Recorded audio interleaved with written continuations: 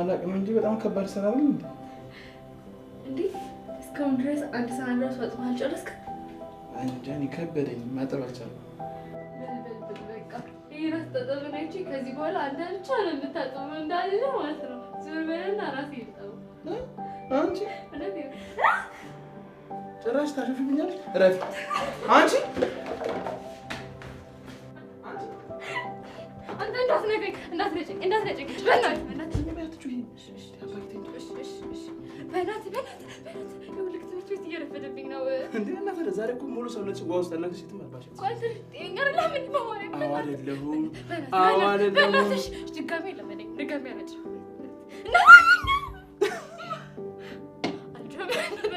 እናትነጭኝ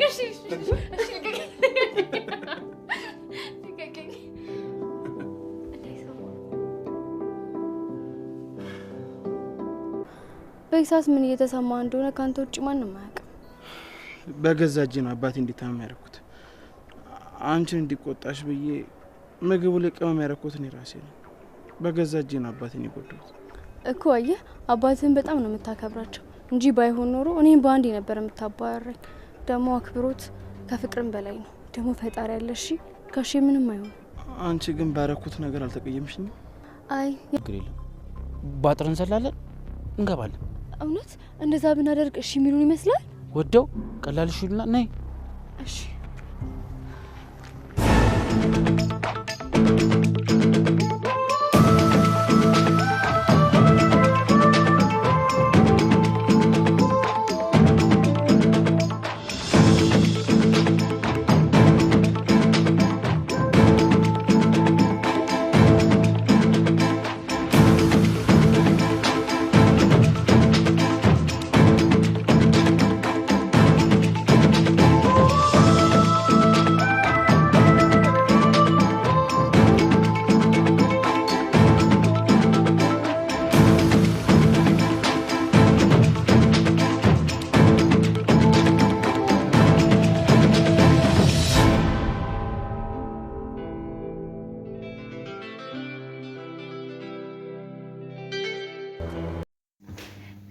ሰላም ወደ ቻናሌ ቤተሰቦች እንዴት ናችሁልኝ?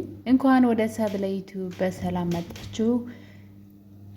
ጽጌረዳ ድራማ በክፍል 9 እንግዲህ በባለፈው ክፍል ላይ በጽጌረዳ የነብዩ አባት ትንሽ አሞኛም ብሎ ወደ መኝታ ቤት ገብቶ ነበረ።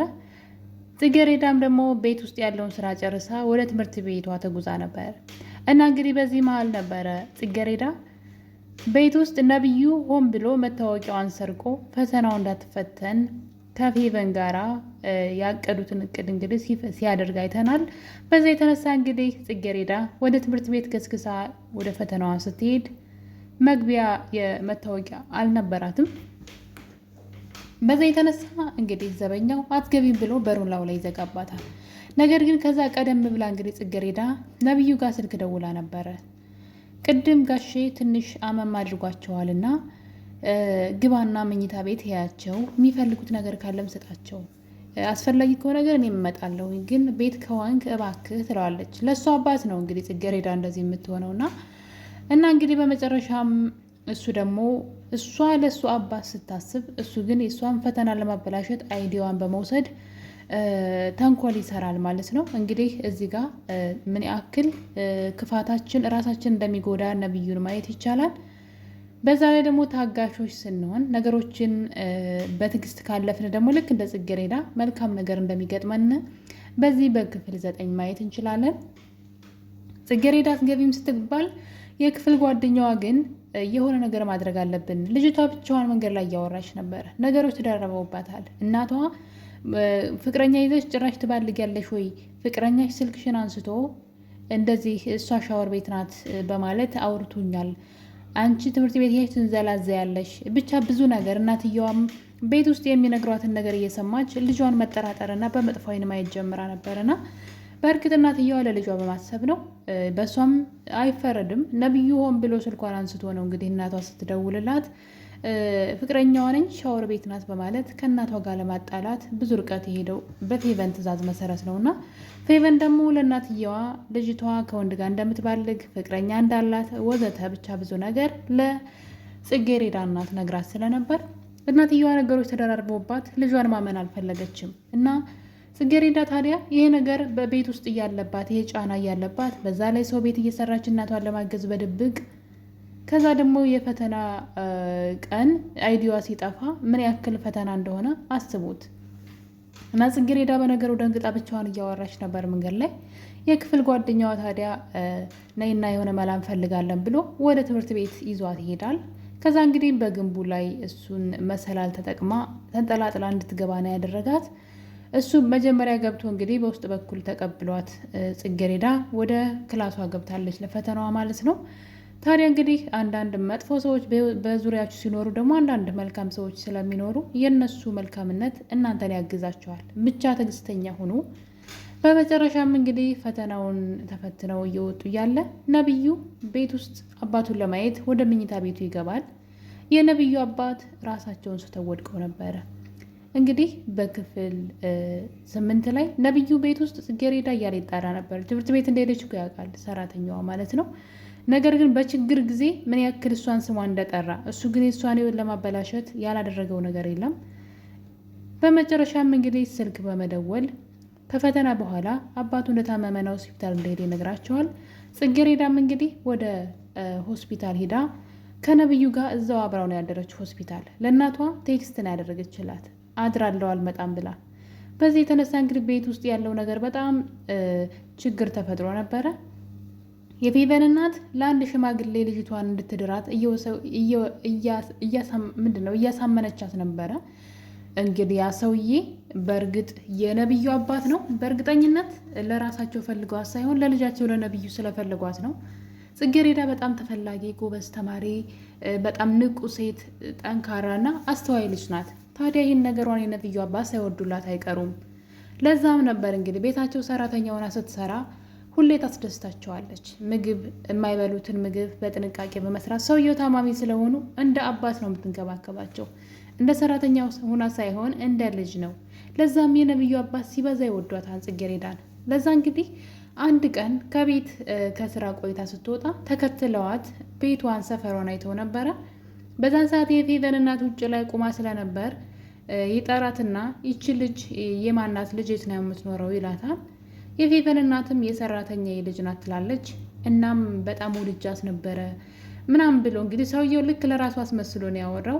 የፌቨን እናት ይሄ ነገር በጣም ደስ ብሏታል። ሰውየው ጠቀም ያለ ገንዘብ እንደሚሰጣት እርግጠኛ ስለሆነች የፌቨንን የጽጌረዳን እናት ሄዳ እንግዲህ ልጅቷን ልክ መጥፎ ልጅ እንደሆነች ከክላሷ የሆነ ነገር እንደተገኘ እያስመሰሉ የልጅቷ ሕይወት ላይ እንግዲህ በእናትና በልጅ መካከል ጸብ እየፈጠሩ ልጅቷን ዳሪያ ሳትበላሽብሽ የአንቺን አይነት ሕይወት እንዳትደግመው ይች ልጅ ዳሪያ ለፍተሽ እያሉ እንግዲህ እናትየዋን አእምሮዋን እየመረዘቱ ይገኛሉ።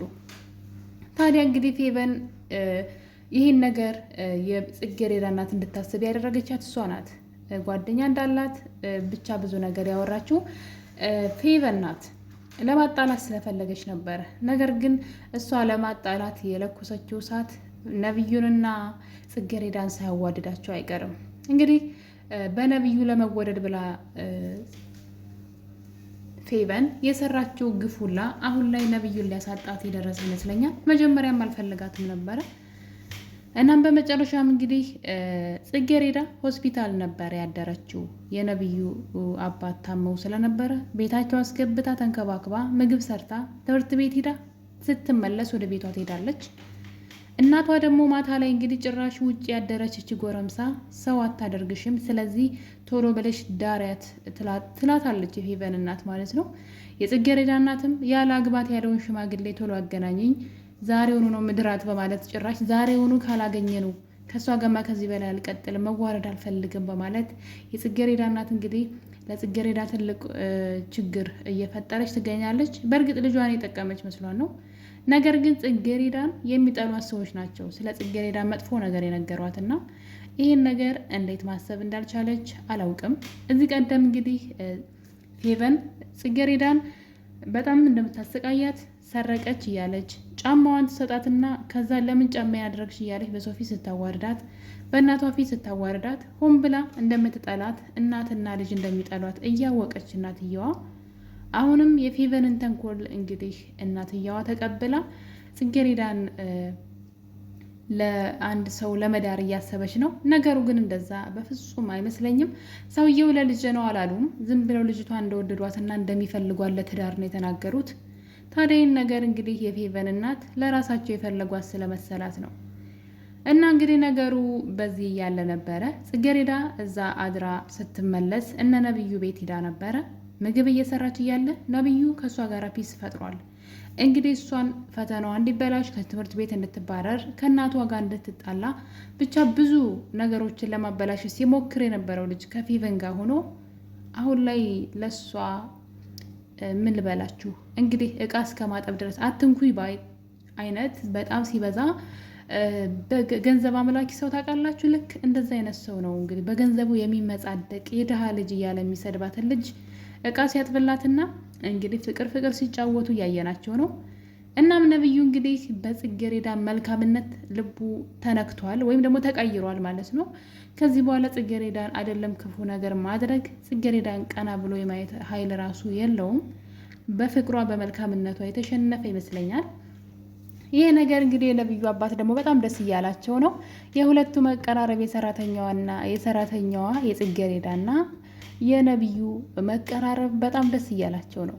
በሌላ በኩል የፌቨን እናት የነብዩን አባት ካገኛቻቸው በኋላ ልጇን ፌቨንን ወስዳ አስተዋውቃቸዋለች።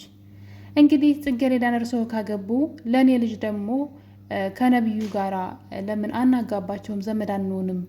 የእኔ ልጅ ፌቨን በጣም ጥሩና ስርዓት ያላት ልጅ ናት። ስለዚህ ለምን ከነብዩ ጋር አናጋባቸውም? ማለት ከልጆቻችን ለምን አንድራቸውም? እያለች የፌቨን እናት የነብዩን አባት እያግባባች ትገኛለች። በጣም ከባድ ነው። ሰውየው ሲጀመር ጽጌሬዳን የፈለጋት ለራሱ ሳይሆን ለልጃቸው ለነብዩ እንደሆነ በእርግጠኝነት መናገር እንችላለን። አሁን ላይ እንግዲህ የሁለቱ መቀራረብ ፌቨን ከሰማች ሌላ ችግር ይፈጠራል። ፌቨን እንደ ሰው እንኳ አይቆጥራትም፣ ቼክ እንኳ አያደርጋትም። ነገር ግን ትወደዋለች። ለዛም ነው እንግዲህ ጽጌሬዳን ያለ ጥፋቷ ጥፋተኛ እያለች በእናቷ ፊት እያዋረደቻት ያለችው ነብዩን የጠቀመች ስለመሰላት ነው። ነገር ግን ነብዩ ደግሞ ለእሷ ምንም አይነት ቦታ የሚባል ነገር እንኳ ክብር የሚባል ነገር የለውም በሚገርም ሁኔታ። እና እንግዲህ ይሄ ነገር ጽጌሬዳ ወደ ቤት ተመልሳ በሄደች ሰዓት እናትየዋ በጣም ተናዳባት ስለነበረ በጣም ብዙ ቃላቶችን ስትናገራት እና እዛ ያደርሽበት ሰውዬ አያኖርሽም ወይ ለምን መጣሽ እያለቻት ነበረ። ነገር ግን ጽጌሬዳ በጣም ተናዳለች። እናቷን ያለ ወትሯ ስትናገራት ያየን ነው።